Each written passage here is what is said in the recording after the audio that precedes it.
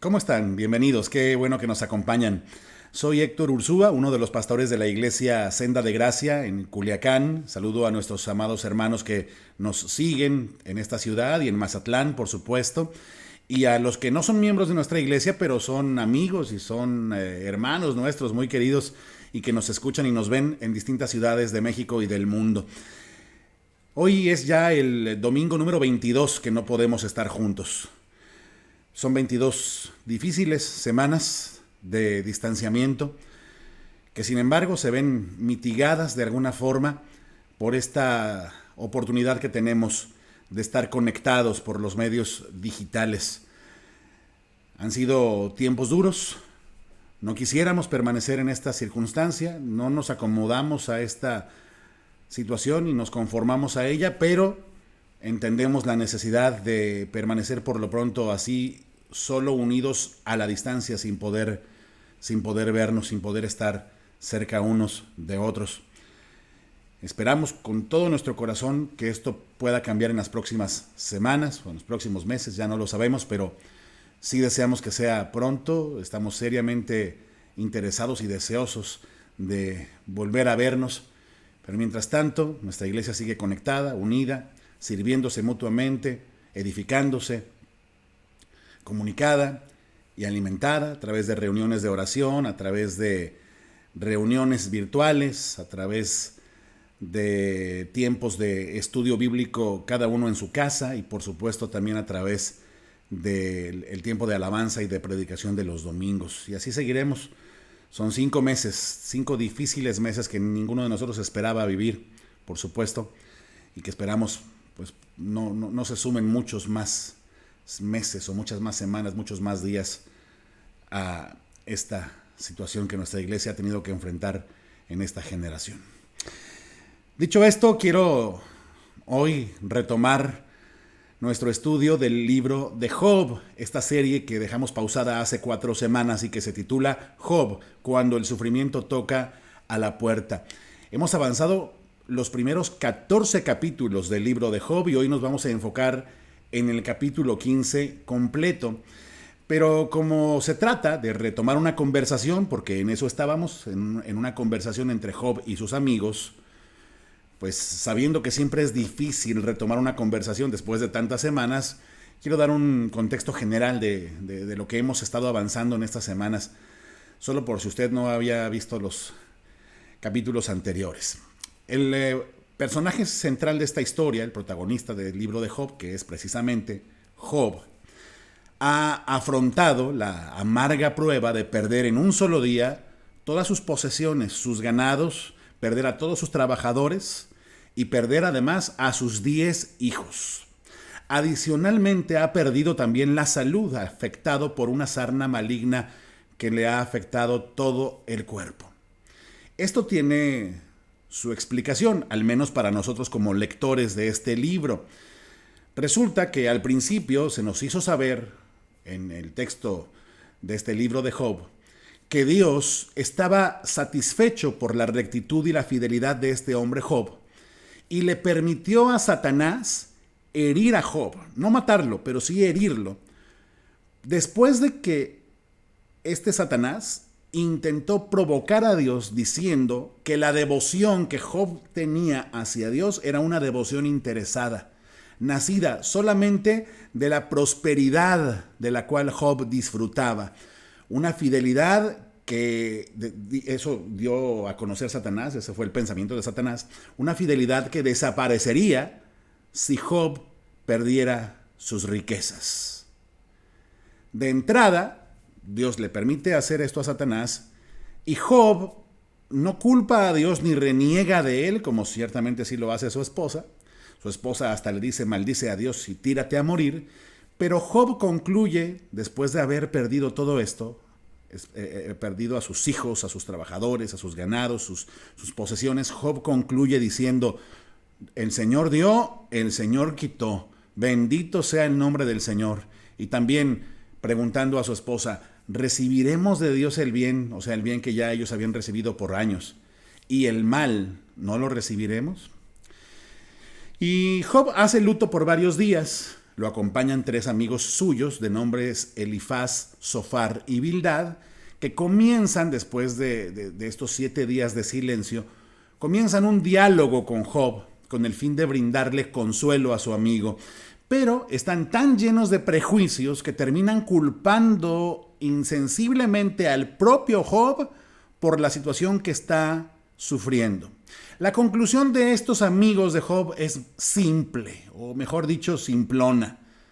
Nadie, dicen ellos, nadie es azotado por Dios si no hay una buena razón.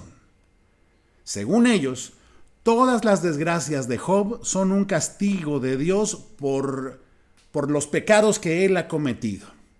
Como espectadores, como lectores, nosotros sabemos que Job era un hombre recto e íntegro y que Dios estaba agradado de él. El propio Job, que no puede engañarse a sí mismo, sabe que no ha cometido ninguna clase especial de maldad que Dios esté castigando ahora y por tanto no se explica por qué Dios ha permitido estas calamidades que le han sucedido y tampoco entiende, por cierto, el por qué sus amigos son tan injustos y tan insensibles al culparlo de su propia desgracia. Y lejos de consolarlo, estos amigos suyos le causan mayor dolor. Terminan estos amigos viendo a Job como un malvado que se hace el sorprendido al recibir este azote, un azote que según ellos Job se merece por malvado. La verdad es que con esos amigos, ¿para qué quiere uno enemigos, no? Y hasta este punto, el capítulo 14, que terminamos la última vez, hemos aprendido muchas cosas de ese diálogo entre Job y sus amigos. Han hablado ellos en algún momento, cada uno según su turno, Job les ha contestado, y cerramos un ciclo completo en el cual ya todos hablaron y se respondieron. Ahora vamos a comenzar en el capítulo 15, el segundo ciclo de este diálogo. Vuelven a hablar con Job sus 3 amigos, pero las palabras que sus amigos usan se hacen cada vez más duras, más agrias, más severas. Otra vez comienza Elifaz. Y Elifaz abandona ya de plano aquí toda cortesía y empieza a hablar con mayor agresividad que antes, intentando que Job acepte que declarándose inocente no va a llegar a ningún lado. Que declararse inocente es inútil. Que declararse inocente es mentir y ser un hipócrita. Eso es lo que piensan los amigos de Job. El conflicto entonces ahora continúa y de hecho crece y nos permite seguir conociendo el porqué y el para qué de nuestros sufrimientos y aprender acerca de nuestras actitudes y de cómo vivimos nuestra fe y nuestro compañerismo como hermanos en una misma fe. De eso seguimos aprendiendo. Y vamos a entrar al capítulo 15, no sin antes invitarle a que oremos y pongamos este tiempo de enseñanza en manos de nuestro Señor. Acompáñeme, por favor. Padre Santo, Dios Todopoderoso, gracias por tu palabra, gracias porque nos la has hecho llegar, a pesar de tantos años, Señor, que han transcurrido desde que tú la inspiraste, Señor, a aquellos santos hombres de Dios que escribieron inspirados por tu Espíritu Santo. Te queremos rogar, Señor, que estas palabras que hoy vamos a leer de nuevo y a meditar en ellas traigan provecho a nuestras almas, que nos hagan entender con claridad el propósito por el cual tú nos las haces escuchar otra vez en este tiempo tan difícil, Señor, por el cual tu iglesia y el mundo está pasando. Háblanos, pues, y guíanos en el entendimiento de lo que nos quieres mostrar hoy y llévanos a donde nos quieres llevar, Señor, a través de esta palabra. Habla, pues, que tus siervos queremos oír tu voz.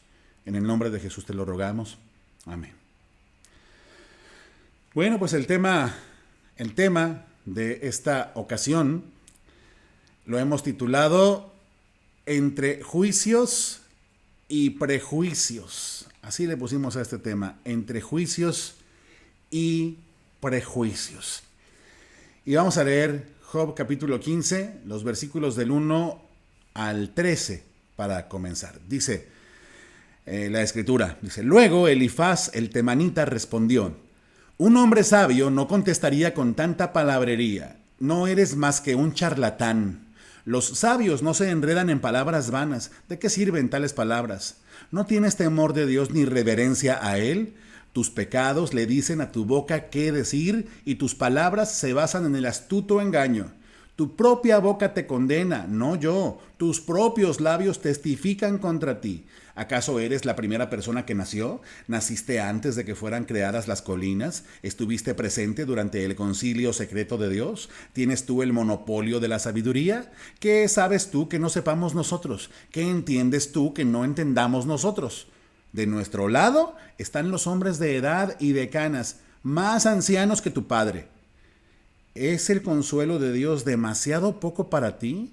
¿No te es suficiente su palabra amable? ¿Qué te ha quitado la razón? ¿Qué ha debilitado tu visión para que te vuelvas en contra de Dios y digas estas cosas malvadas?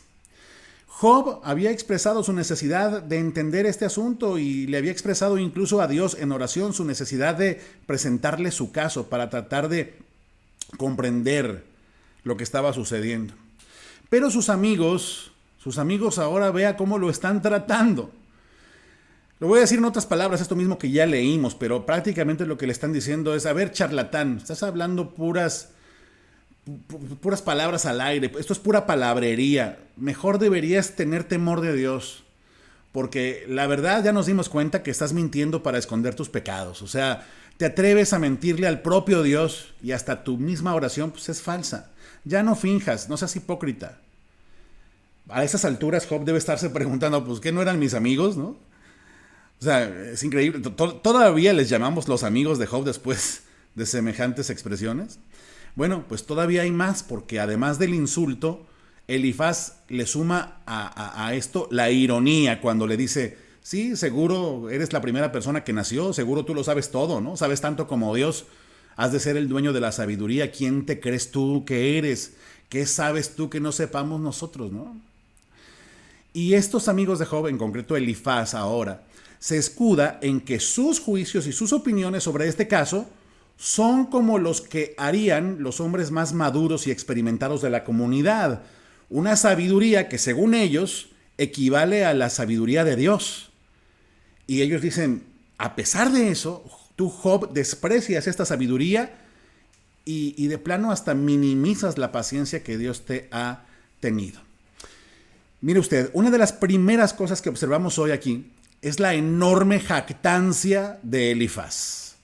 O sea, él presenta su propia sabiduría y la de sus amigos, que es como la suya, como una sabiduría elevada y perfecta. O sea, prácticamente lo que está diciendo es, mi querido Job, para sabios, lo que se dice sabios, pues nosotros, ¿no? Y el argumento central de este Elifaz es que él y sus amigos tienen la razón, que su juicio, en el caso de Job, su juicio es infalible. Y de allí se deriva, obviamente, cualquier otro juicio que ellos hagan sobre esta situación que Job ha estado enfrentando. Y bueno, como hemos visto y seguiremos viendo, Elifaz y sus amigos están equivocados, pero están tan convencidos de su entendimiento de la doctrina del pecado que se han quedado cortos de vista. Fíjese usted, no es que ellos no supieran nada o que no tuvieran algo de razón en algunas de las cosas que decían. El problema es que no tenían razón en todo, ¿sí? Y ellos asumían que en verdad tenían razón en todo. De lo cual extraemos una primera enseñanza. Nadie nunca debería asumir que sus juicios, sus propios juicios, son infalibles o que sus conclusiones equivalen a la verdad. De esto trató mucho del movimiento de la Reforma Protestante, cuando se luchó contra la supuesta infalibilidad de una autoridad única por encima de los creyentes en el mundo, lo cual pues, excede toda proporción y toda interpretación sana de la verdad. Solo Dios es dueño de la verdad. Cuando alguno de nosotros, como Elifaz, como Zofar, como Bildad, como Andrés, como Juan, como Alfredo, como Heriberto, Máximo, Luis, Gonzalo, se creen infalibles, ya están fallando. En Proverbios, capítulo 3, versículos 5 al 7, se nos instruye esto y valdría la pena recordarlo aquí porque yo espero que ninguno de nosotros de pronto sea como estos amigos de Job y desprecie este consejo que dice: fíate del Señor de todo tu corazón y no te apoyes en tu propia prudencia. Reconócelo en todos tus caminos y Él enderezará tus veredas. No seas sabio en tu propia opinión. Teme a Dios y apártate del mal. De lo que entendemos que pues, el que teme a Dios entiende que la sabiduría proviene del Señor. Y la sabiduría de Dios está en su palabra, pero no en nuestras opiniones. No seas sabio en tu propia opinión. En lugar de eso, teme a Dios. Es decir, creernos tan sabios es una forma de agredir a Dios o pues mostrar que no hay temor de Dios en nosotros. Es algo muy serio. Pero seguimos avanzando en la lectura y dice en el capítulo 15, versículo 14, Job, le dicen sus amigos, le dice aquí, sigue hablando Elifaz, dice: a ver, ¿acaso puede algún mortal ser puro? ¿Puede alguien nacido de mujer ser justo? Mira, Dios ni siquiera confía en los ángeles, ni los cielos son completamente puros a sus ojos, mucho menos una persona corrupta y pecadora que tiene sed de maldad. Qué palabras, ¿eh? A ver, uno ve este trozo de texto, estas palabras de Elifaz, y si uno las leyera fuera del contexto de lo que acabamos de leer, de todas estas acusaciones insensibles que han hecho estos amigos y especialmente Elifaz contra Job, uno pudiera pensar, este es un trozo de sana doctrina. Le pregunto a usted, ¿acertará Elifaz en todo esto que estamos leyendo ahora mismo, en los versículos del 14 al 16? Sin duda, Elifaz acierta en todo esto. Esto es verdadero. Dice en Romanos 3:23 que no hay justo ni aun uno. No hay quien entienda y no hay quien busque a Dios. Entonces cuando Elifaz pregunta, ¿puede algún mortal ser puro? La respuesta es no. ¿Puede un ser humano ser justo? Y la respuesta es no. O sea, Elifaz aquí no está equivocado. Respecto al versículo 15, donde dice que Dios ni siquiera confía en los ángeles, Elifaz incluso muestra cierto entendimiento muy notable. Sorprende, de hecho, que Elifaz, según parece, sabe algo acerca de los ángeles. Más adelante en la historia bíblica se dio a conocer que hubo ángeles que pecaron, los cuales, por ejemplo, dice en 2 de Pedro 2:4 o en Judas 1:6, que no guardaron su dignidad, que abandonaron su propia morada, que fueron enviados a prisiones de oscuridad en espera del juicio de Dios del gran día. Y por eso parece que aquí dice que ni los cielos son completamente puros a los ojos de Dios, porque hubo una rebelión en los cielos contra Dios. Mucho menos, dice aquí Elifaz, va a ser pura una persona corrupta y pecadora y que tiene sed de maldad. ¿Tiene razón Elifaz? De nuevo, sí. Tan tiene razón que de hecho por eso y para eso fue enviado Jesucristo al mundo, para dar esperanza a un mundo perdido en sus pecados. Jesucristo fue enviado al mundo para resolver el problema de nuestra inclinación al mal. Como escribió Isaías, todos nos descarriamos como ovejas. Es un tema sobre el cual quizás ya no necesitas que yo te siga hablando, quizás hasta lo entiendes tú mejor que yo. Esta realidad de que ninguna persona es pura, buena, justa, merecedora del bien y apartada del mal por sí misma. Nadie es así sin la obra de regeneración que Dios produce por gracia, por medio de la fe en Jesucristo. Así que si leemos los versículos del 14 al 16 de Job 15, decimos: bravo Elifaz, muy bien, has entendido. El argumento que presentas es impecable. Nadie podría refutarlo, pero Elifaz, aquí tenemos un problema. El argumento es impecable, pero hoy, aquí, delante de Job, ese argumento sale sobrando. No sirve, no es relevante, no viene al caso. Los sufrimientos de Job, aunque no lo creas, Elifaz, no se deben a algún pecado. Claro que podría aplicarse este razonamiento a otros casos, sí, pero no a este caso. Si Job, como dice Elifaz, no lo sabe todo, ¿por qué Elifaz cree que él mismo sí sabe todo? O sea, Elifaz, tú crees que lo sabes todo. Estás cometiendo el error del cual estás señalando como culpable a tu amigo Job. Y hay una gran jactancia, como decíamos, en todo esto. Aquí convendría recordar, por ejemplo, las palabras del apóstol Pablo a los corintios, cuando les advirtió del mal que hacían, cuando menospreciaban a los hermanos más débiles, cuando estos, los hermanos más débiles, evitaban comerse la carne que en ritos paganos se consagraba a los ídolos.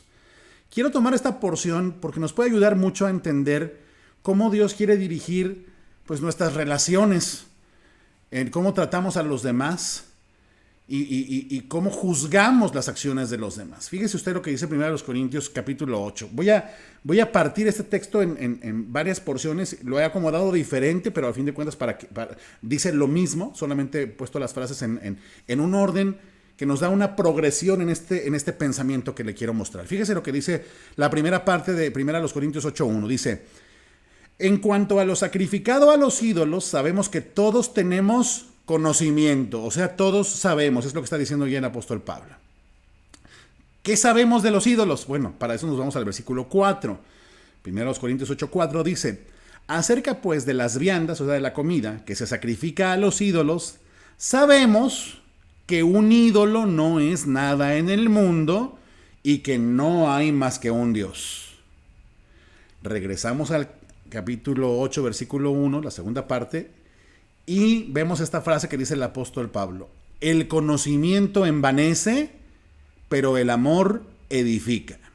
O sea, lo explico. Nosotros sabemos, aunque los más débiles aparentemente no lo saben o no lo entienden, nosotros sabemos, los cristianos maduros, los creyentes en general, sabemos que un ídolo no es nada, o sea que un ídolo no es otro Dios, ¿sí? Sino que es una mera invención de la mente humana.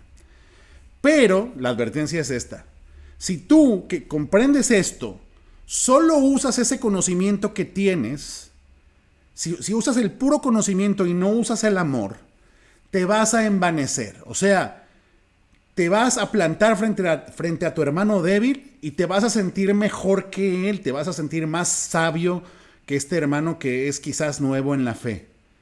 Dice, el conocimiento, o podríamos decir el puro conocimiento, envanece, pero el amor edifica.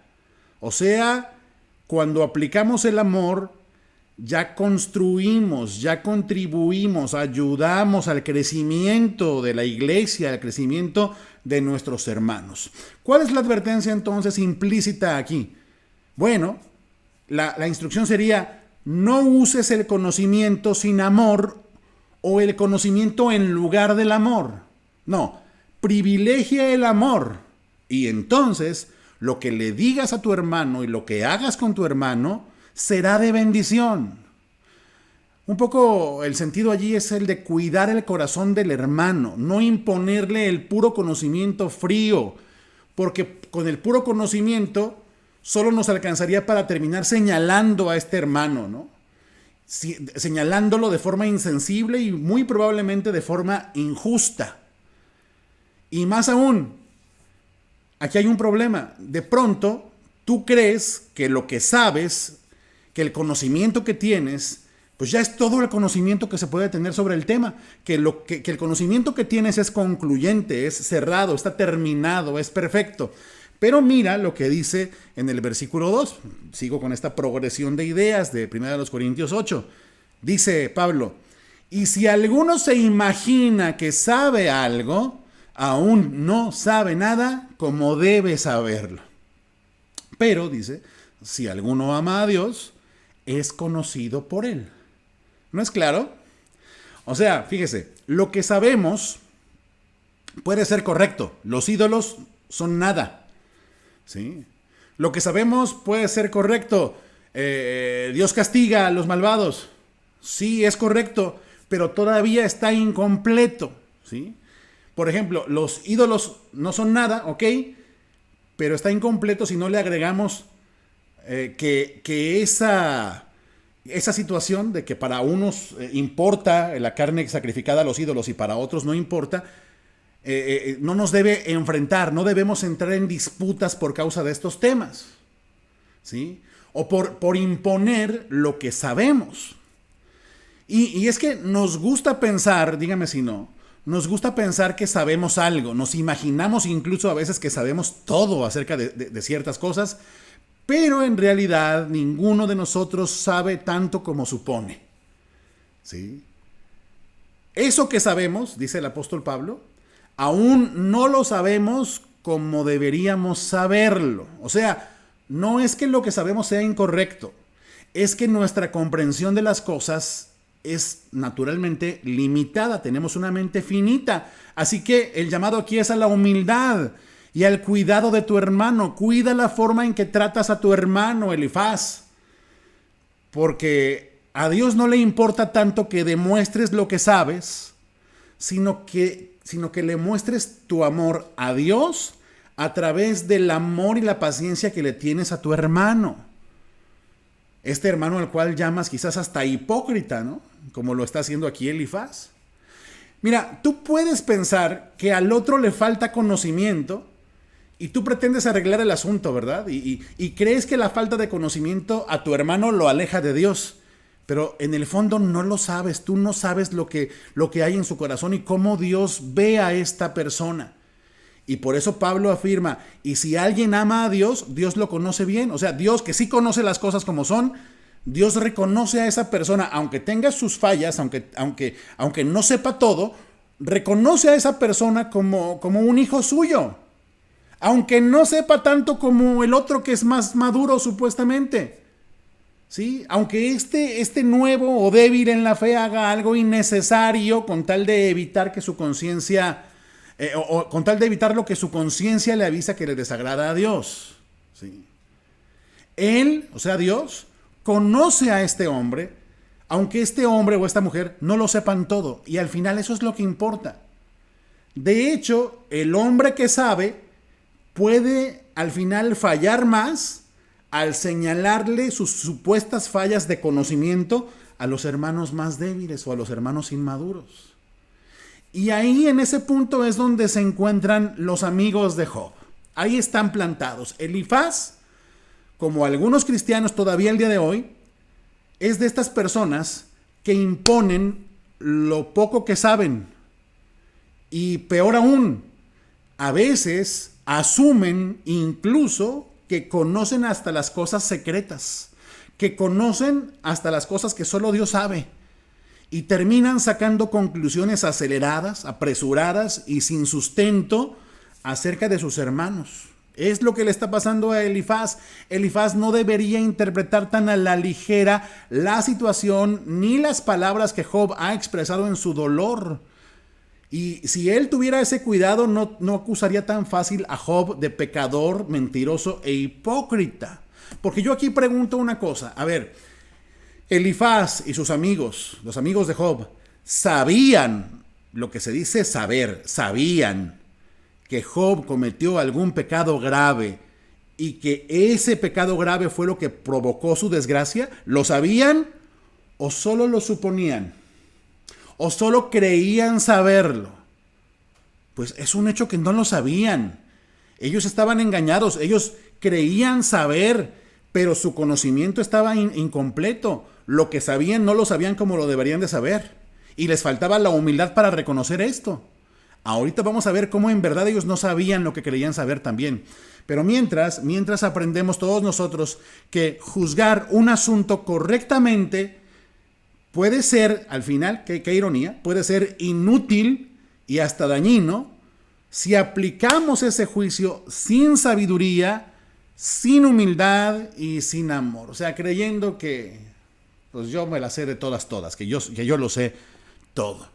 Quizás aquí es donde encontremos la diferencia entre saber y entender. O sea, yo puedo saber algo, pero en mi entendimiento estar un poco pues desorientado. Puedo saber algo y terminar usando eso que sé de una forma muy mala. Le pongo un ejemplo. Yo puedo conocer, por ejemplo, el magnífico filo que tiene un cuchillo con el cual se pueden partir verduras, pero con el cual también se puede apuñalar a un hombre. Puedo, como estos amigos de Job, conocer algunas doctrinas bíblicas, como la doctrina del pecado. Estos conocían algo del pecado, como hemos dicho, algunas afirmaciones son irrefutables. Pero no sabían todo, las cosas secretas pertenecen a nuestro Dios y estas cosas ellos no podían saberlas. Pero como creen que sí lo saben todo, terminan acusando con estas cosas a un hombre inocente como lo es Job. Y así como ellos podemos ser nosotros, quiera Dios que no lleguemos a convertirnos en una especie de amigos de Job, porque entonces nos volvemos especialmente injustos pretendiendo ser justos. Por eso, y sigo con Pablo en 1 Corintios, en el capítulo 4, el apóstol advierte sobre juzgar las cosas secretas cuando les dice a los hermanos de esta iglesia, les dice, así que no juzguen a nadie antes de tiempo, es decir, antes de que el Señor vuelva, pues Él, no nosotros, entre paréntesis, Él sacará a la luz nuestros secretos más oscuros y revelará nuestras intenciones más íntimas, o sea, las intenciones buenas y las malas también, ya sin suposiciones, ya sin juzgar según las apariencias o según mis prejuicios, ¿no? El Señor juzgará y dará a cada uno el reconocimiento que le corresponda. Así es como Pablo advierte que la iglesia debe conducirse. Aparentemente, para Elifaz y sus amigos, Job se había ganado, pecando, su propia catástrofe. Pero lo he dicho, aparentemente, según los prejuicios que ellos tenían, según las ideas preconcebidas en su mente, según aquello de lo que estaban convencidos, y tristemente estaban convencidos de un error, y de un error serio. Y con esa jactancia, y con ese orgullo, y con esa insensibilidad, y con este creer que lo saben todo, siguen juzgando este asunto. Y en el versículo 17, Elifaz le dice ahora a Job, fíjense las palabras, si escuchas, yo te explicaré y te responderé con mi propia experiencia. Se confirma en las palabras de los sabios que a su vez escucharon lo mismo de sus padres, de aquellos a quienes se les dio la tierra mucho antes de que llegara algún extranjero. Fíjense ustedes. Mire usted primero la jactancia, lo que vemos aquí otra vez, la jactancia. En otras palabras, Elifaz le está diciendo, a ver, Job, ahorita permíteme explicarte, pon atención, Job, yo te explico. Te daré, fíjese cómo dice, te daré mi propia experiencia. ¿Ven? La experiencia, pues no es que se tenga que desechar toda por completo, pero tu experiencia no es la verdad. Tu experiencia no puede formarse con base en esa experiencia una doctrina. Y luego como que recompone el pensamiento Elifaz y dice, así quizás con un poquito de humildad, bueno, no solo es mi propia experiencia, sino que muchos sabios confirman esta experiencia mía. Porque esos hombres sabios, pues eso escucharon también a sus padres cuando sus padres les enseñaban hace muchísimo tiempo. La pregunta es, ¿y si lo que escuchaban estaba equivocado? Porque mucho de lo que escuchaban efectivamente estaba equivocado. Para ellos, por ejemplo, y ese es el pensamiento central de los amigos de Job, todo problema, toda calamidad que un hombre sufre es por causa de sus pecados. Y para ellos no había vuelta de hoja en ese argumento y estaban muy mal, realmente no comprendían la verdad. Ahorita vamos a hablar un poquito más de eso. Y luego sigue diciendo, vamos al versículo 20 ahora, del 20 hasta el 35, dice, los malos se retuercen de dolor toda su vida. Aquí ya está haciendo un juicio acerca de cómo viven los malos y de alguna forma explicando que a Job le ha pasado lo que le ha pasado, pues porque es un hombre malo. Fíjense, los malos se retuercen de dolor toda su vida. Para los despiadados están reservados años de desgracia. En sus oídos resuena el sonido del terror y aún en los días buenos temen el ataque del destructor. No se atreven a salir en la oscuridad por miedo a ser asesinados. Deambulan diciendo, ¿dónde podré encontrar pan? Saben que se acerca el día de su destrucción. Ese día oscuro los llena de terror. Viven en aflicción y angustia como un rey que se prepara para la batalla. Pues amenazan a Dios con el puño, desafiando al Todopoderoso. Con sus fuertes escudos en alto avanzan insolentes contra él. Esos malvados están gordos y son prósperos, su cintura se hincha de grasa, pero sus ciudades quedarán en ruinas, vivirán en casas abandonadas y a punto de derrumbarse. No durarán sus riquezas ni sus bienes permanecerán, sus posesiones ya no se extenderán hasta el horizonte, no escaparán de las tinieblas, el sol abrasador secará sus retoños y el aliento de Dios los destruirá. Que no se engañen más confiando en riquezas huecas, porque su única recompensa será el vacío. Como árboles serán cortados en la flor de la vida, sus ramas no reverdecerán jamás. Serán como una vid cuyas uvas se recogen demasiado temprano, como un olivo que pierde sus flores antes de que se forme el fruto. Pues los que viven sin Dios son estériles. Sus casas, enriquecidas mediante el soborno, se quemarán. Conciben desgracia y dan a luz maldad. Su vientre produce engaño. Ay, ¿qué decimos a esto? De entrada, aunque se escuche fuerte, la verdad es que hay perros que consuelan mejor que estos amigos. O sea, ¿por qué lo digo? Porque cuando alguien está teniendo un mal día, un perrito al menos guarda silencio, se echa cerca ahí de su amigo, se tira ahí junto a su amigo y hasta intenta así animarlo, acariciándolo con el hocico, ¿no? Acariciándolo así con suavidad. Por eso digo que hay perros que consuelan mejor que estos amigos. Porque mire usted, en verdad, primeramente, cuán lamentable la jactancia, otra vez la jactancia, o el orgullo de Elifaz. O sea, pon atención, yo te explico, ¿no? Pensando que su pensamiento, que su opinión no podía fallar. De verdad que no hay peor falla que pensar que no podemos fallar. ¿Sí? Aún nuestros juicios más sólidos, siendo juicios humanos, tienen fisuras. Solo la palabra de Dios es infalible. Y párele usted de contar. Solo la palabra de Dios es infalible. Pero nuestros juicios, no deberíamos confiar tanto en ellos. No te apoyes en tu propia prudencia. No seas sabio en tu propia opinión. La verdadera sabiduría, la que desciende de lo alto, es la palabra de Dios. Y solo la palabra de Dios. Bueno. Y ahora, bueno, pues viene la retahíla o la letanía de prejuicios. Vea cuántos prejuicios tienen en la cabeza Elifaz y sus amigos, o al menos Elifaz, que es el que está hablando aquí. Dice, los malos se retuercen de dolor toda su vida. ¿Quién dijo? ¿Quién dijo? ¿Ellos? ¿Elifaz y sus amigos? ¿Quién dijo? Ellos. Luego dice, los malos, los perversos tendrán años de desgracia. ¿Quién dijo? Ellos. Dice también, viven aterrorizados, con miedo de que sus enemigos los encuentren y los destruyan. ¿Quién dijo? Mire, ciertamente hay personas que sí sufren esto, pero también sabemos que hay otras personas que realmente tienen un mal corazón y no viven estas cosas. Fíjese, también dice, hasta la oscuridad los asusta, tienen miedo de que alguien los mate. Sí, algunos malvados tienen miedo de que alguien los mate, pero no todos, de verdad no todos.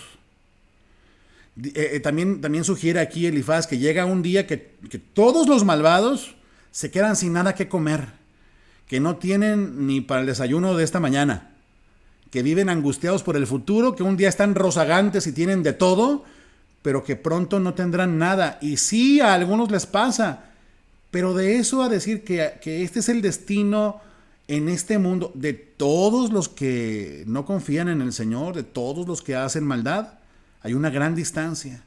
También ellos dicen, aquí Elifaz dice que los malvados morirán prematuramente, que incluso en su juventud, y que sus casas serán quemadas. ¿Quién dijo? Bueno, puede que algunos sí, pero sin duda no todos. Y claro, solo alguien que pues, se deleita en su maldad puede tomar estas palabras que estoy diciendo como para decir, ay, pues menos mal, yo puedo ser malvado y librarla. Sí, pues la libraremos. Los seres humanos, si permanecemos en nuestra maldad, la libraremos aquí quizás, nada lo asegura, pero donde no la vamos a librar es en la eternidad, así que, ¿qué sentido tendría? Pero la insinuación, yo voy a este punto, la insinuación de Elifaz es, mira Job, a los malvados les pasa toda esta lista de cosas, y como a ti te ha sucedido todo esto que está aquí en la lista, pues la cosa es sencilla, consulte la sección amarilla, decía un viejo anuncio, ¿no? La cosa es sencilla, tú eres uno de esos malvados. O sea, tú estás en desgracia, te retuerces de dolor, tienes terrores, hasta la oscuridad te asusta, no tienes ni para comer, estás angustiado, tenías de todo, pero te has quedado sin nada, y aunque no eres un hombre tan viejo, pues a lo mejor ya te toca que muy pronto te toquemos las golondrinas, Job. En México le tocamos la canción de las golondrinas a los que ya se van. Por eso lo digo, por si alguien lejos de aquí no lo entiende. O sea, es muy seria la acusación. O sea, Elifaz le está diciendo, los malvados sufren esto y como tú sufriste esto, Job, luego entonces, por conclusión, tú eres uno de esos malvados. Aunque digas lo que digas, aunque te defiendas, aunque trates de convencernos de lo contrario. No hay de verdad peor juicio, no hay peor juicio que el que se fundamenta en nuestros prejuicios. Lo que encontramos aquí no es una lista de realidades, es una lista de prejuicios. Para Elifaz, en su muy particular visión de las cosas, de la realidad humana en el mundo, pues eso es lo que hay, ¿no? Los malvados sufren todos. Y si alguien sufre es porque es un malvado. Es un pensamiento pequeño, un razonamiento de a metro cuadrado en el cual no cabe ninguna consideración. Pero son prejuicios y bueno, insisto, no hay peor juicio que podamos hacer que aquel que se fundamenta en nuestros prejuicios, en nuestra muy particular óptica, nuestra forma de ver las cosas. Ahora, decíamos, estas cosas que dice Elifaz que les pasan a los malvados, cierto, todo eso les puede suceder a los malvados. Y al final de la historia, al final del día, todo pecador que no se arrepiente, sin duda se va a ver en la ruina eternamente. Eso es un hecho. Pero Elifaz no está hablando de la eternidad. Mire usted, mientras llega el día del juicio final, no podemos de verdad decir que cuando una persona sufre muchas calamidades, muchas pérdidas, muchas tragedias, es porque Dios la está castigando y porque se trata de una persona malvada e hipócrita, que se trata de hacer pasar por buena siendo mala. No podemos decir eso. No podemos decir que cosas tan penosas como las que le pasaron a Job le suceden a alguien porque es perverso. Le digo una cosa, seamos sinceros, no hace falta ser un experto para darse cuenta de que no siempre los malvados sufren calamidades, no siempre, de verdad. Algunos malvados mueren llenos de años y en aparente paz y no en la ruina. Tendrán ruina eterna, pero, insisto, Elifaz dice que su ruina es aquí y no es cierto. Mire, esta es quizás una de las razones por las que este hombre, David Rockefeller, ha sido un hombre tan odiado en los Estados Unidos. ¿Quién es este David Rockefeller? Bueno, pues él fue el dueño del banco Chase Manhattan, entre otros grandes negocios en los Estados Unidos, y que murió hace relativamente poco tiempo, hace quizá un par de años. Murió en aparente calma, en su apacible cama, a los 101 años de edad, luego de recibir nada menos que 6 trasplantes de corazón. O sea, este fue un hombre rico que con su fortuna tuvo a los mejores médicos. Pero, le decía, es un hombre odiado porque algunos afirman que se trataba de una persona sumamente grosera, que trataba mal a sus trabajadores, que les pagaba muy mal y que en público aparentaba ser generoso, pero que era realmente muy tacaño. Pero además, que tenía una mente un tanto maquiavélica, que controlaba, dicen algunos, que controlaba corporaciones, controlaba agencias gubernamentales, controlaba entidades de todo tipo, esperando, dicen, que una crisis mundial se desatara para entonces, con el poder económico que él y su familia tenían, implantar condiciones en las que él y los suyos se convirtieran prácticamente en dueños de casi todo. Sí. Que conste, yo no estoy diciendo que todo eso sea verdad.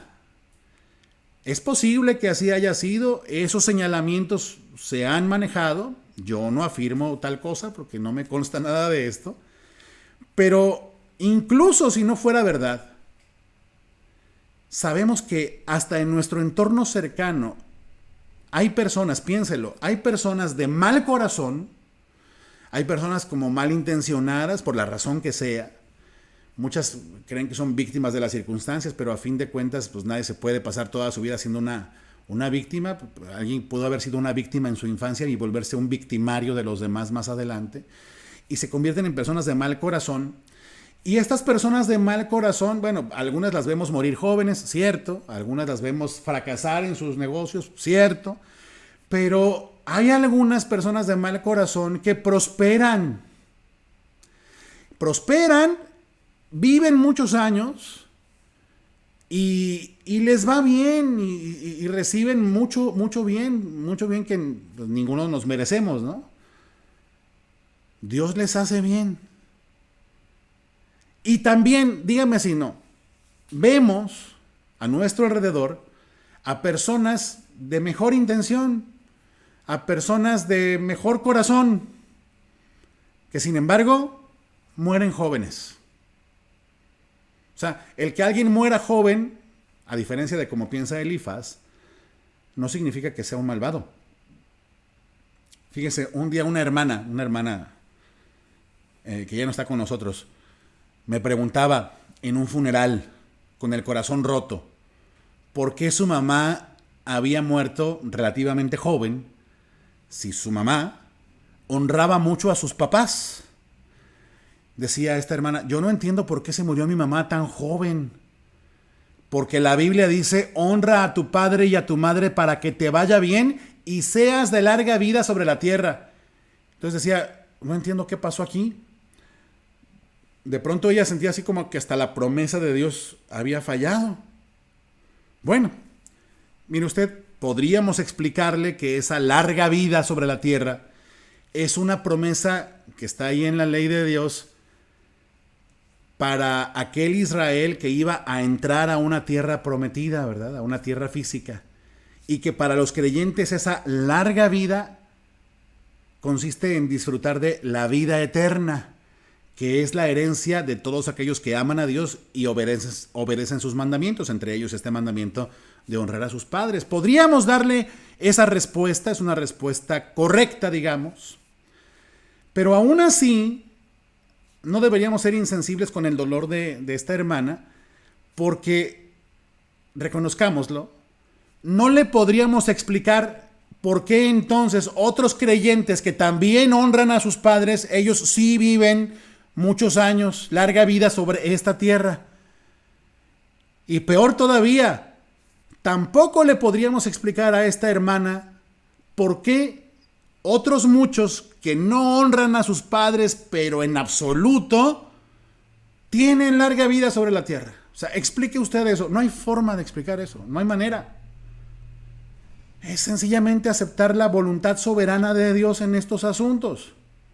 Pero claro, de pronto, nos dejamos guiar por nuestros prejuicios y con base en estos prejuicios derivamos nuestros nuevos juicios, y es entonces cuando con total insensibilidad, basados en el puro conocimiento y sin amor, imponemos nuestros prejuicios, como Elifaz sobre Job, o como tú sobre tu esposa, o como yo sobre mis hijos de pronto. Pero tenemos que recordar esto, que de hecho el pecado no siempre es castigado en este mundo, ni la virtud, esa es la otra cara de la moneda, ni la virtud es siempre premiada en este mundo. No. Pero hay algo más allá de esto. Sin duda, cuando ya haya juzgado a todos, Dios hará ambas cosas, o sea, castigará al pecador no arrepentido y dará el galardón a los que creyeron en él cuando entremos en la eternidad. Allí sí podemos saber que Dios hará ambas cosas. Pero será hasta entonces, Elifaz, no ahora. No es ahora cuando cada uno reciba el pago según sus obras, como de forma tan cerrada Elifaz y sus amigos están convencidos. De hecho, fíjese, la gran noticia del libro de Apocalipsis para los creyentes de la iglesia temprana es que Dios haría justicia en su reino eterno. ¿Y por qué ellos necesitaban tener esa esperanza? Porque ellos en su tiempo sufrían persecución y podían desalentarse mucho al ver que sus perseguidores gozaban de larga vida y de mucha bendición y de mucha provisión. Ellos se podían desalentar al ver que los perseguidores que les hacían la vida imposible y que mataban a los hermanos, pues quedaban impunes en cuanto a sus crímenes. Los hermanos de aquel primer siglo podrían haber sentido que Dios los abandonaba y que nunca haría justicia y que la muerte de tantos creyentes no sería importante para Dios y sería en vano. Pero cuando en Apocalipsis Dios le revela a Juan esto para que lo dé a conocer, pues manifiesta a su iglesia que nadie podrá escapar del juicio que viene, que habrá un seguro castigo para los malvados y una segura recompensa para los justos, pero no en este mundo otra vez, sino en la eternidad. Nuestros hermanos de aquellos años entonces cobraban ánimo y podían hallar aliento y mantenerse firmes y fieles a su esperanza en Cristo, sabiendo pues que Dios es justo y que daría a cada uno según sus obras. Ahora fíjese, los amigos de Job tenían razón también cuando decían que el orgullo y la arrogancia y la ambición desmedida y la explotación del prójimo son pecados que atraen la condenación divina. Nadie pone en esas cosas en duda. Dios no se agrada de esas cosas. Dios se irrita. Hasta el día de hoy, Dios se irrita ante tales injusticias. Pero yo pregunto, a ver, ¿y por esa razón Dios castiga pronto a todos los que cometen esas injusticias? La respuesta es no. No lo hace. Y alguien se levanta por allá con dolor. Dice, ¿y por qué no lo hace? ¿Por qué Dios no castiga pronto a todos los que cometen injusticias? Pues porque te castigaría a ti y me castigaría a mí en primer lugar. Pero ¿por qué Dios no castiga a todos los que conscientemente, premeditadamente hacen toda clase de maldades? ¿Por qué no los castiga pronto? En realidad, en el fondo, no lo sabemos. Y dice por ahí alguno, deme alguna pista aunque sea, hermano, ¿por qué Dios no castiga a los malvados pronto? Deme alguna pista. Bueno, te doy una pista, pero es solo eso, es una pista, ¿eh? Fíjate bien. Algunos de esos malvados son tratados con paciencia porque de esa manera son guiados o conducidos al arrepentimiento. Algunos de esos malvados éramos nosotros. Y gracias a que Dios no sacó el hacha y cortó el árbol en aquel tiempo, hoy estamos aquí como parte de su pueblo. ¿Sí? Por eso es que es un hecho que Dios no castiga a los malvados pronto en este mundo. Oiga, pero no hay otra pista, ¿alguna otra pista? Ok, otra pista, pero solo es eso, es una pista nomás.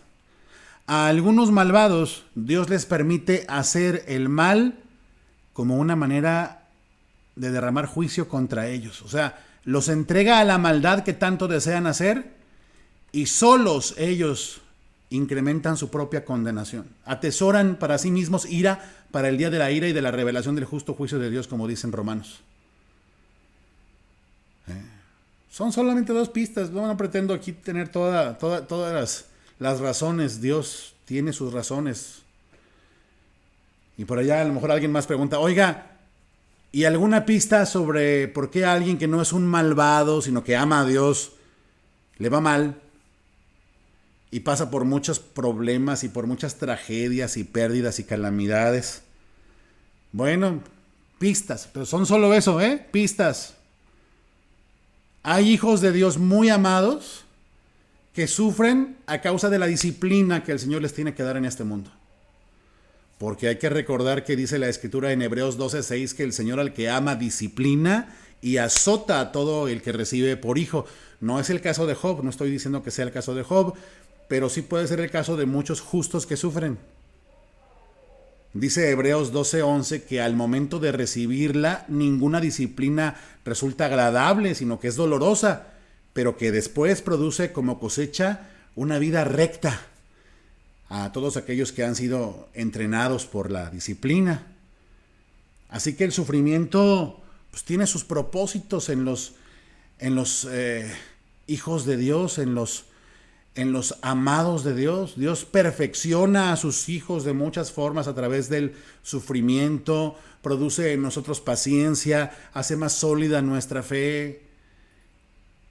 Y también nos preguntamos, a ver, ¿y si Job está pasando por este fuego de la prueba, tal como algunos hermanos también hoy están o estamos pasando por diversas pruebas, para que Dios precisamente pruebe nuestra fidelidad? Y si Job está siendo sometido a todo esto para que tenga la oportunidad de conocer a Dios más de cerca, como suele ocurrir en medio del dolor, para que también quizás enseñe a otros o consuele a otros más adelante. Dice la Escritura que nosotros somos consolados en nuestras tribulaciones para que luego consolemos a otros cuando ellos pasan por sus aflicciones también. Bueno, pues incluso Job fue afligido por un tiempo, pero después de ese tiempo llegó a ser más dichoso y más bendecido por Dios. Ya le di un spoiler de la historia de Job, pero bien vale la pena dárselo, ¿no? Para que podamos entender este tema. Y déjeme terminar mostrando esta verdad, reforzando esta verdad. No todos los malvados son castigados aquí, ¿no? Y no todos los santos son recompensados aquí. De hecho, la mayor parte no. Y otra vez, no todos los que sufren están recibiendo el azote de Dios, aunque algunos sí. Y no todos los que gozan del bien es que Dios los aprueba. Repito, hay malvados prosperando hoy en día, aunque ciertamente haya por ahí algunos malvados padeciendo. Y también hay hijos fieles de Dios sufriendo, aunque haya algunos hijos fieles de Dios prosperando. Y ni de una situación ni de la otra se pueden sacar conclusiones únicas o universales aplicables a todo el mundo. No podemos ni inculpar ni exculpar a nadie por lo que está sucediendo en su vida, porque esté sufriendo o porque esté gozando. Y hubo un hombre, el salmista Asaf, quien vivió esta aparente incongruencia de la vida, esta supuesta falta de justicia en la tierra, incluso con angustia. Este hombre hasta prácticamente se enfermó de ver esta realidad y no poderla entender. Dice que le costó tanto trabajo sufrir por esa causa que por poco y se descarría. Pero bueno, al final este hombre recibió la gracia de poder entender y sobre todo aceptar, más que entender, aceptar esta circunstancia y superar los sentimientos que le provocaba en su corazón. Y su caso es muy valioso, muy bueno, para que nosotros también podamos tener comprensión, enseñanza y sobre todo esperanza. Y quiero terminar leyendo lo que ese hombre escribió, leyéndolo completo de la Nueva Traducción Viviente, el Salmo 73. Este ya solamente lo vamos a leer, quizás haga algún comentario si se puede por ahí en medio, pero básicamente lo leemos para que vea pues cómo en verdad es un reto el poder aceptar esta aparente injusticia de la vida, pero sabemos que en Dios no hay injusticia, que Dios es justo y que dará a cada uno el pago según sus obras, pero pues no necesariamente aquí. Vea lo que dice el Salmo 73. Se lo leo, dice: en verdad Dios es bueno con Israel, con los de corazón puro. Pero en cuanto a mí casi perdí el equilibrio. Mis pies resbalaron y estuve a punto de caer, porque envidiaba a los orgullosos cuando los veía prosperar a pesar de su maldad. Pareciera que viven sin problemas, tienen el cuerpo tan sano y fuerte, no tienen dificultades como otras personas, no están llenos de problemas como los demás, lucen su orgullo como un collar de piedras preciosas y se visten de crueldad. Estos gordos ricachones tienen todo lo que su corazón desea, se burlan y hablan solo maldades, en su orgullo procuran aplastar a otros, se jactan contra los cielos mismos y sus palabras se pasean presuntuosas por toda la tierra. O sea, van y vienen, se suben y se bajan de un avión y el avión no se cae nunca y no tiene ni un sustito, ¿verdad? Y entonces dice en el versículo 10, la gente se desanima y se confunde al tragarse todas las palabras de ellos. Y esta gente pregunta, ¿y qué sabe Dios? ¿Acaso el Altísimo sabe lo que está pasando aquí? Fíjese cómo contrasta esta observación de la realidad con lo que pensaba Elifaz. Elifaz decía, no, al malvado le va mal, el malvado sufre, no tiene que comer, el malvado se enferma y se muere pronto y será cortado de la tierra. No, vea. Y algunos dicen, la Biblia se contradice. No, momento, la Biblia lo que nos está presentando es cómo perciben la realidad dos hombres diferentes, en momentos diferentes. Y cómo uno está equivocado, Elifaz está equivocado, al decir que los malvados siempre sufren y que siempre que alguien sufre es porque es un malvado. Pero Asaf, en este salmo, está viendo esta otra cara del asunto, está viendo que a muchos malvados les va bien. Dice, y yo de veras no puedo con eso, nomás no puedo con eso. Sigue diciendo Asaf en el versículo 12, miren a esos perversos, disfrutan de una vida fácil mientras sus riquezas se multiplican. Y entonces se pregunta, ¿conservé puro mi corazón en vano? ¿Me mantuve en inocencia sin ninguna razón? O sea, como decía aquella vieja canción, tal vez usted la conoce o se la oyó a su abuelito, a lo mejor porque es una canción muy vieja, la canción de La Corriente. Esa canción decía, entre sus muchas estrofas, decía, ¿para qué sirve ser bueno si se ríen en tu cara? O sea, ¿qué caso tiene conservarse puro si no necesariamente a los puros les va a ir bien y a estos malvados les va rete bien? Les va muy bien. Bueno, pues dice, entonces me conservé puro en vano, me mantuve en inocencia sin ninguna razón. Versículo 14 dice, en todo el día no consigo más que problemas, cada mañana me trae dolor. Si yo realmente hubiera hablado a otros de esta manera, habría sido un traidor a tu pueblo, dice. Y vean el esfuerzo, dice, traté de entender por qué los malvados prosperan, pero qué tarea tan difícil. Sí, cualquiera que se mete a tratar de entenderlo puede llegar a esta misma conclusión. Versículo 17. Entonces, vea, aquí está la clave de nuestra enseñanza de hoy. Entonces, la Reina Valera dice, hasta que entrando en el santuario de Dios comprendí el fin de ellos o el destino de los malvados, dice aquí. Hasta que entré en tu santuario, oh Dios, pude por fin entender el destino que les espera a los malvados, a los perversos. Versículo 18. En verdad, dice, los pones en un camino resbaladizo y haces que se deslicen por el precipicio hacia su ruina. Al instante quedan destruidos, totalmente consumidos por los terrores. Cuando te levantes, oh Señor, te reirás de sus tontas ideas, como uno se ríe por la mañana de lo que soñó anoche.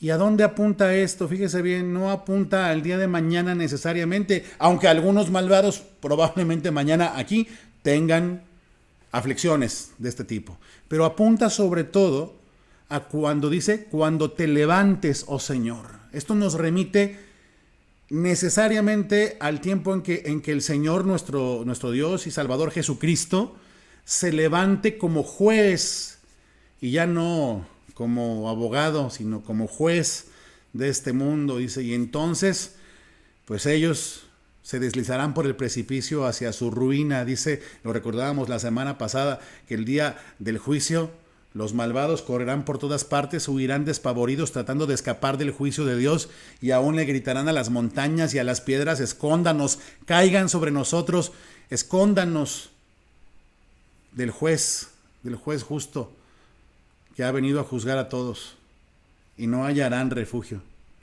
¿Sí? Será entonces. Entonces, vea usted, este hombre Asaf dice, entendí finalmente cuál es el destino, pero el destino final. Usted ha oído esa expresión cuando quizás ha tomado un avión con escalas. Usted llega al mostrador de la aerolínea y le preguntan cuál es su destino. Y si usted va a viajar, por ejemplo, de México a Nueva York y de Nueva York a Madrid, por decir alguna cosa, usted tiene dos destinos. Su destino inmediato es Nueva York, pero su destino final es Madrid.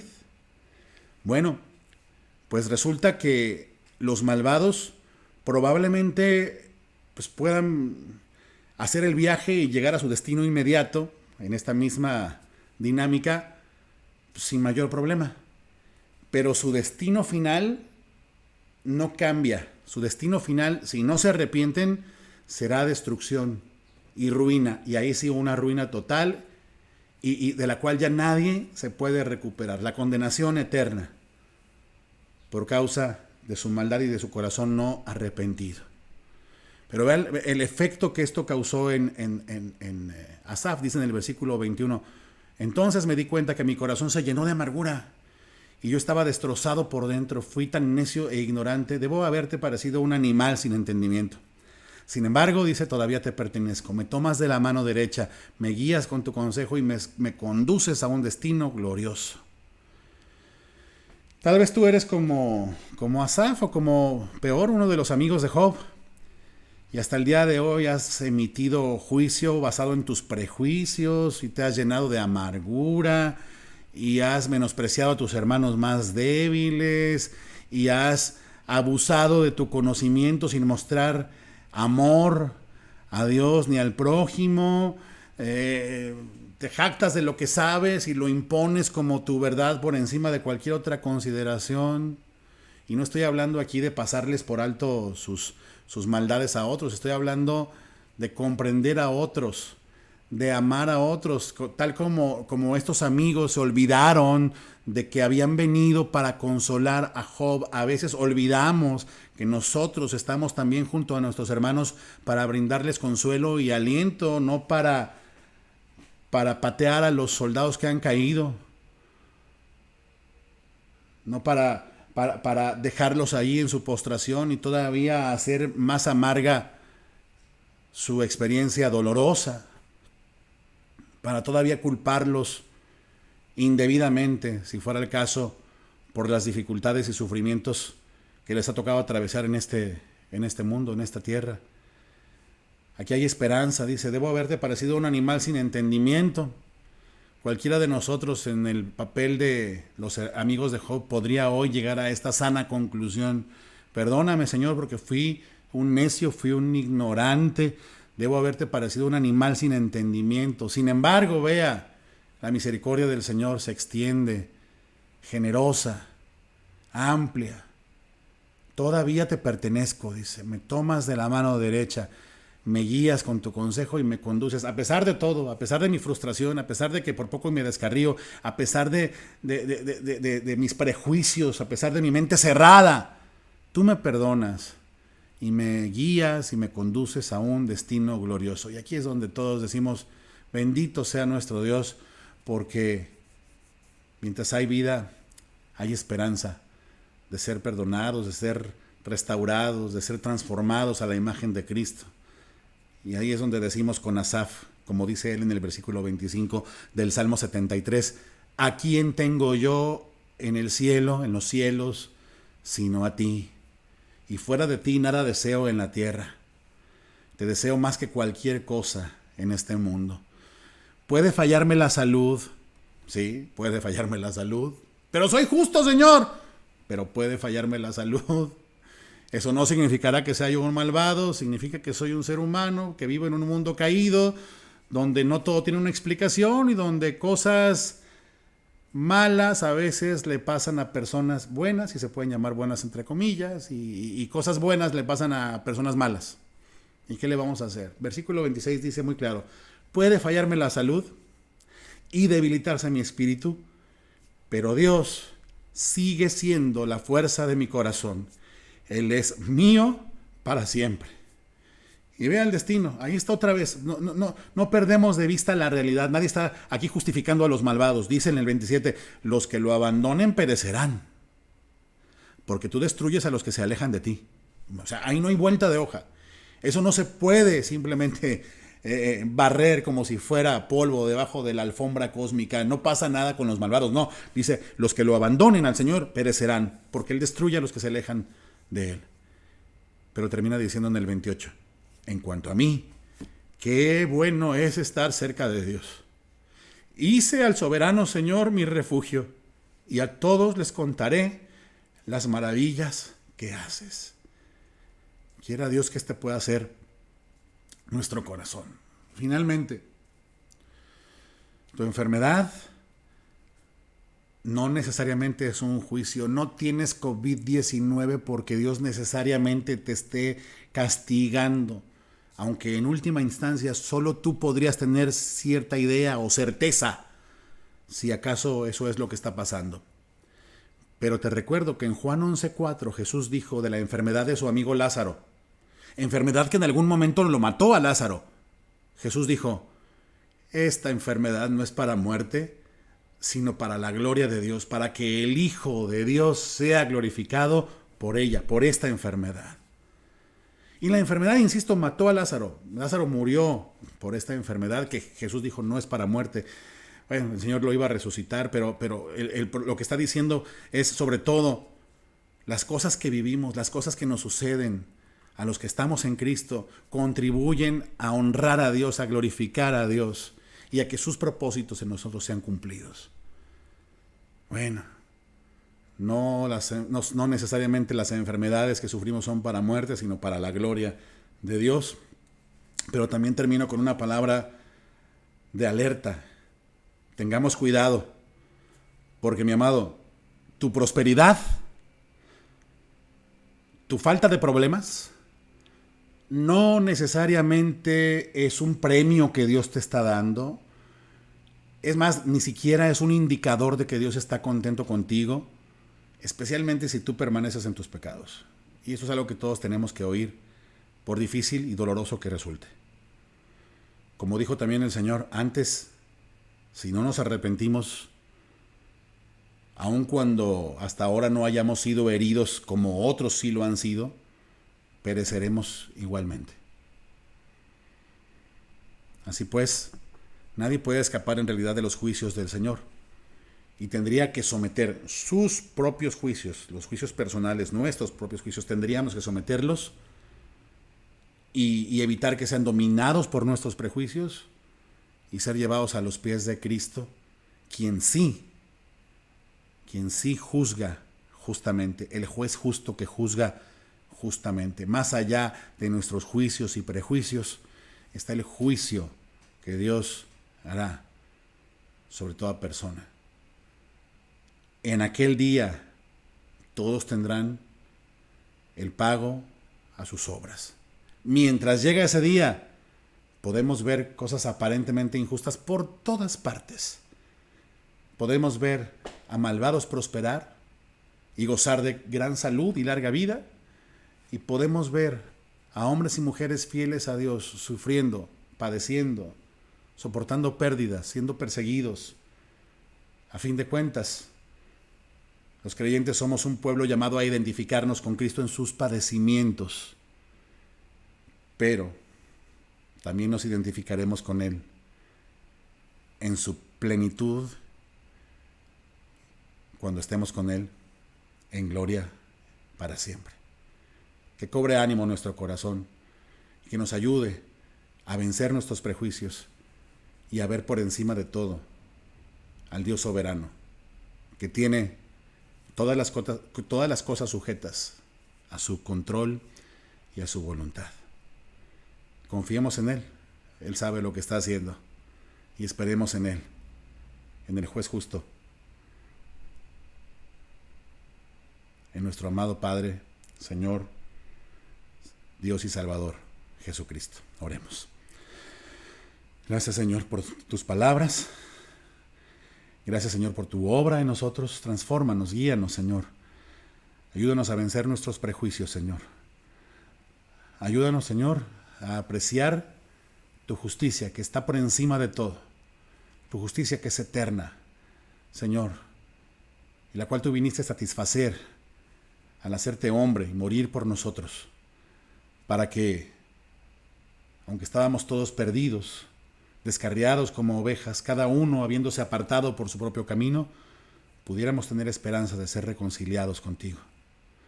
Gracias por tu salvación, por la gran salvación que nos diste en Cristo Jesús. Ayúdanos pues a entender estas cosas y a vivirlas con los ojos puestos en esta esperanza bienaventurada, la de nuestra salvación eterna. En Cristo Jesús te lo rogamos, Señor. Que así sea. Amén. Gracias, mis hermanos. Que Dios les bendiga. Y los esperamos por aquí la semana próxima para continuar con el estudio de este libro de Job, que todavía tiene mucho que aportarnos. Hasta entonces, si Dios quiere. Dios les bendiga.